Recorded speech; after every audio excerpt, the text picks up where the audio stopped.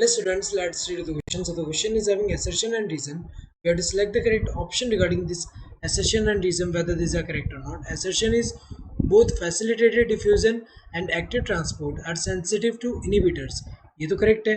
ये दोनों टाइप का जो ट्रांसपोर्ट है facilitated diffusion and active transport दोनों ही सेंसिटिव होते हैं इनहिबिटर से. सो यहाँ पे अगर हम देखें जैसे फैसिलिटेटेड फैसिलिटेटेड डिफ्यूजन एंड दूसरा कौन सा एक्टिव ट्रांसपोर्ट. एक्टिव ट्रांसपोर्ट इन दोनों में ही अगर हम देखें स्पेशल प्रोटीन रिक्वायर्ड होते हैं. जैसे यहाँ पे प्लाज्मा मेम्ब्रेन है और यहाँ पे क्या है ये स्पेशल प्रोटीन जो है वो, यहाँ पे भी स्पेशल प्रोटीन रिक्वायर्ड होता है एक्टिव ट्रांसपोर्ट पे. और यहाँ पे अगर हम देखें फैसिलिटेटेड डिफ्यूजन जो होता है इसमें अगर हम देखें यहाँ डिफरेंस क्या है इन दोनों में.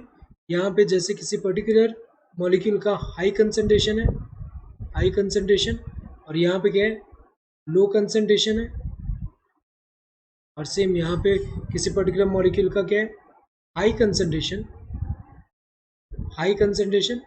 और यहाँ पे क्या है लो कंसंट्रेशन. सो जो मॉलिक्यूल का मूवमेंट होगा फैसिलिटेटेड डिफ्यूजन में क्या होता है हाई कंसंट्रेशन से लो कंसंट्रेशन के टुवर्ड होता है, डाउन द ग्रेडियंट होता है, ये पैसिव होता है. और यहाँ पे क्या होता है against the gradient, low concentration से high concentration.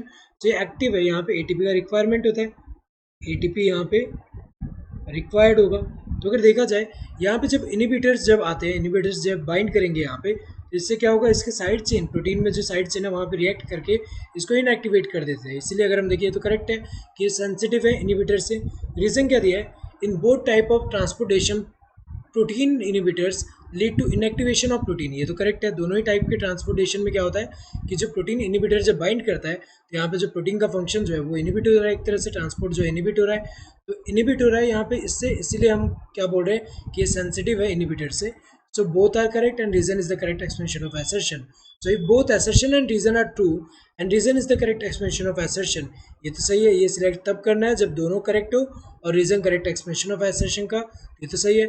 If both assertion and reason are true but reason is not the correct explanation of assertion, ये तो गलत है. ये तब सिलेक्ट करना है जब दोनों करेक्ट है और रीजन जो है करेक्ट एक्सप्लेनेशन ना हो assertion का, जबकि ये तो करेक्ट एक्सप्लेनेशन है, ये तो गलत है.